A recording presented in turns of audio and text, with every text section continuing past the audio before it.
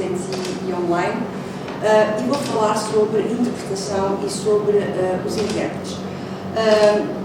Vou clarificar o que é um intérprete, que é um linguista, um especialista, que faz a transmissão de ideias, de uma mensagem, de uma língua para outra, mas apenas oralmente.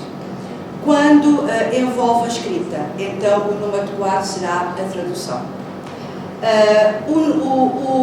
O mundo da interpretação é um mundo muito vasto, e eu vou-me referir principalmente eu vou ter como referência o contexto onde trabalho, que é a África, o Quênia, onde existe um centro de interpretação onde eu faço tutoria aos alunos que estão a fazer a língua, o português e o inglês, que é a única escola na África Oriental especialista nesta área e que tem o apoio da Comissão Europeia, que fornece não só ajuda monetária, fundos para suportar as despesas de professores e também alunos bolseiros, mas disponibiliza também intérpretes de Bruxelas que vão pontualmente ao Quênia dar formação, treino e que depois também estão presentes na época dos exames.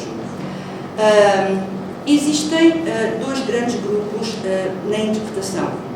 A interpretação, que é aquela em que eu trabalho mais, que é a interpretação profissional de conferência, que exige uma preparação extremamente exigente em relação aos formandos, aos candidatos a intérprete, não só a nível das capacidades linguísticas, porque praticamente o intérprete tem que ser bilingue, tem que ter um nível de proficiência na língua-alvo quase idêntica à sua língua de origem, à língua materna.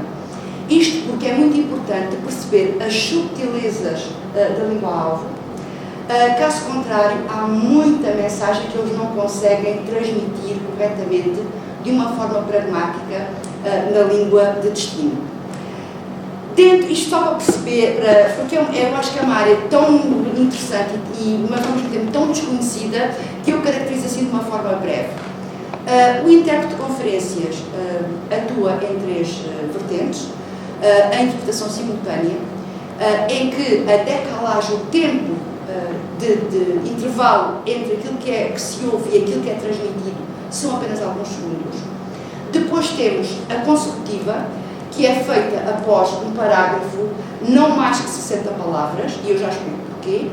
E depois ainda temos a sight translation, que é traduzir, interpretar de um texto escrito, que pode ser um artigo de jornal, um documento legal, uma comunicação de uma conferência, mas para a oralidade.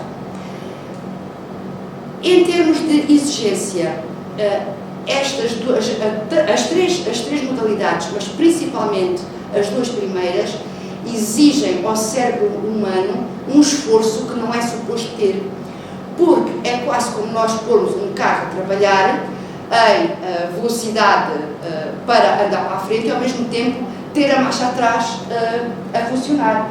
Ou seja, há uma série de zonas do cérebro que estão a trabalhar em simultâneo e é tudo muito rápido, que é ouvir, assimilar a mensagem, processar a mensagem, pensar na língua-alvo, como se diz, e depois ainda falar. Isto tudo em tempo real e sem praticamente hipótese de voltar atrás. É tão exigente e pode ser tão danoso para o cérebro humano que, a nível institucional, e estou a falar das Nações Unidas porque eu trabalho com as Nações Unidas, um intérprete qualificado, e mesmo que não seja, não pode trabalhar mais que 30 minutos. É por isso que em conferências internacionais nós podemos ver 2 intérpretes na mesma cabine. Não é para dividir o trabalho, é para poderem substituir-se à medida que atingem aquele tempo limite que é considerado o tempo seguro. A parte desta questão profissional, que requer cultura geral, uma cultura geral constante, uma procura de informação diária sobre os assuntos pertinentes do nosso planeta, a todos os níveis, económico, político, ambiental, É preciso ter áreas vocabulares preparadas, que são preparadas ao longo do curso, quer de mestrado, quer de doutoramento, e depois é preciso ter as competências linguísticas, a capacidade de mudar rapidamente de uma língua para outra. Ou seja, é extremamente complexo. Mas, a par desta figura do intérprete profissional, que trabalha em contextos com condições de trabalho, com as cabines, com os microfones, com o colega para ajudar, nós temos os outros intérpretes. São os que trabalham em contexto humanitário. E então, o que é necessário neste contexto? Só para referir que as informações que eu estou a dar são baseadas na pesquisa que já fiz, porque é este tema que eu vou desenvolver na minha tese de doutoramento. É baseado no meu trabalho como tutora dos alunos que estão a fazer o português e inglês em interpretação e tradução, e também nas informações que foram transmitidas na última cimeira de interpretação que aconteceu nas Nações Unidas, na sede das Nações Unidas em Nairobi. Foi no final de 2018, foi uma conferência internacional onde foram debatidas as necessidades de interpretação que existem no mundo e especificamente em África. Porque a África é um continente onde existem centenas de línguas e que mesmo dentro do mesmo país há pessoas que não dominam as línguas oficiais, as mais trabalhadas, e que quando se aproximam de uma instituição precisam de um intérprete que faça uma ponte entre, por exemplo, o inglês ou o swahili com a sua língua natal, que poderá ser o Kamba, o Lu, enfim, o Quênia tem 42 línguas, só para os situar em termos de diversidade linguística. O intérprete ideal no campo do apoio humanitário e na recepção a refugiados, e eu alargo o termo refugiado para migrantes forçados, porque o termo refugiado, que foi um termo criado em 1951 na Assembleia Geral das Nações Unidas, é muito específico. Tem a ver com refugiados de guerra, com movimentações populacionais por conflitos bélicos, por perseguição política ou religiosa. Não abrange outras modalidades que existem atualmente, que são os deslocados por questões ambientais. Por isso, chamar migrantes forçados é a expressão mais correta para designar todas essas movimentações que são diárias, que estão a acontecer agora em todo o mundo, e nós estamos às vezes a viver numa certa bolha que não temos a noção do sofrimento e de todos os desastres que acontecem por esse mundo. E só para terem uma ideia, números das Nações Unidas de 2019, eles contabilizaram, e está no site das Nações Unidas, 71 milhões de deslocados só em 2019. Número que se prevê que vai aumentar por os problemas que nós próprios criamos e agora também o ambiente, que por sua vez está a sofrer o nosso impacto, vai criar ainda muito mais movimentações. Ora bem, o que é que se espera de um intérprete num contexto de ajuda humanitária? Ele poderá ter todos estes requisitos que eu já referi, o que é muito difícil de encontrar, porque o intérprete de conferência é uma atividade, é um profissional muito bem pago, com o qual as organizações, maiores ou menores, muitas vezes não podem competir. Por isso, eles não podem garantir a mesma qualidade a nível salarial ou em condições de trabalho que organizações como a União Africana, o Banco Mundial, as Nações Unidas podem oferecer. O que é que acontece nestas circunstâncias? As próprias organizações dão formações básicas a pessoas que têm competências linguísticas, que podem desempenhar um papel pontual em determinado contexto geográfico. Essas formações não são reconhecidas a nível global como eles sendo realmente intérpretes, mas são pessoas que funcionam num determinado contexto e que são extremamente úteis, são imprescindíveis. Depois temos ainda um outro grupo de intérpretes, que que são os intérpretes locais, são os que vão ser recrutados na comunidade, porque não há outra hipótese. Agora, se pensarmos qual será melhor, no meu ponto de vista e de tudo aquilo que eu já consegui reunir em termos de informação, quer com os meus colegas de Nairobi, professores, quer a nível de investigadores, e eu refiro aqui uma investigadora espanhola que tem uma tese de doutoramento em interpretação para refugiados e tem também outros artigos científicos. O nome dela é Paloma Jiménez Ivar, e portanto é um dos nomes grandes atuais da interpretação a nível humanitário. Seria bom conciliar várias características, que é a proximidade com a cultura, porque reparem, um grupo que vem de um determinado país que perdeu tudo, sente-se completamente perdido. O intérprete é a pessoa que faz a ponte entre eles e a instituição. Não só a nível legal, que isso é muito importante, mas também a nível pessoal.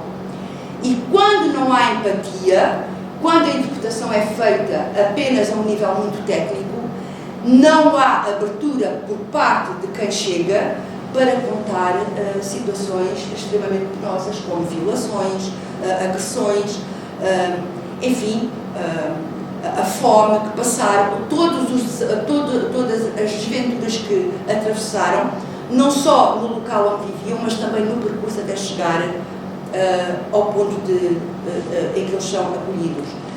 É muito interessante agora, fora esta questão da interpretação, há um sociólogo que identificou as fases por que passa um refugiado.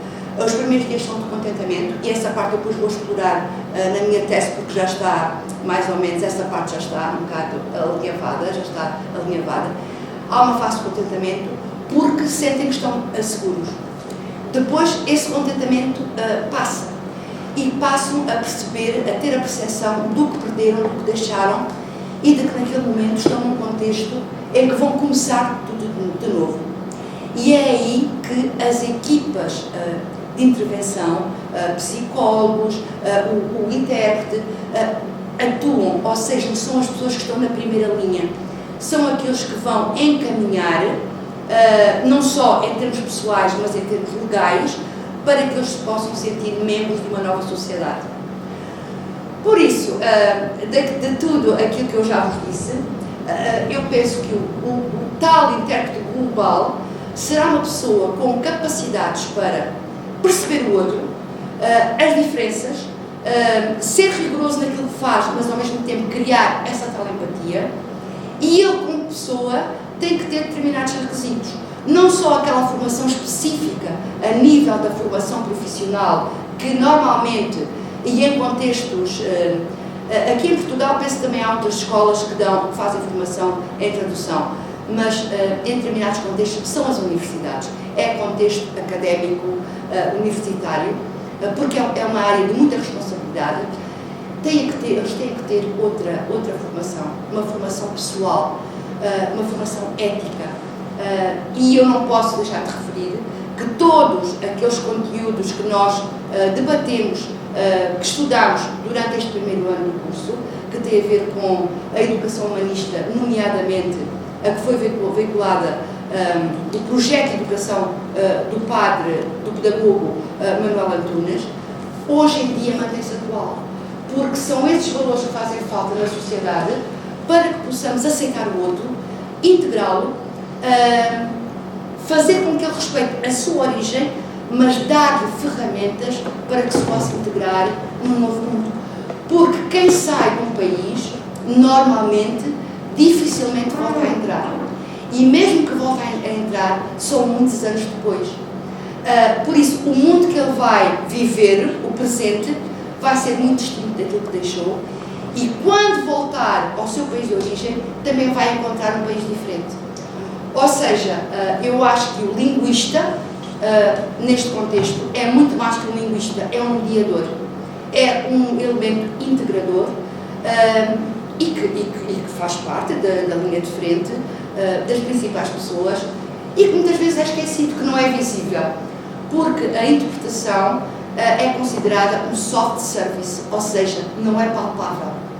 o resultado não está à vista. Em oposição ao art service, que é a mesa que é construída, a televisão que foi feita numa fábrica, um edifício que foi construído. O resultado é visível, é palpável, é físico. A interpretação é exatamente ao longo do tempo que surte efeito. Claro que é muito desgastante, mesmo a nível humanitário. Há muitos intérpretes que precisam de apoio psicológico porque se envolvem muito nas histórias dos migrantes forçados, mas eles também são preparados para isso. E quando o intérprete é local, também por si já, pela sua própria experiência de vida, muitas vezes também já está preparado para todas essas contingências. E tenho praticamente tudo dito aquilo que eu podia dizer hoje. Muito obrigado.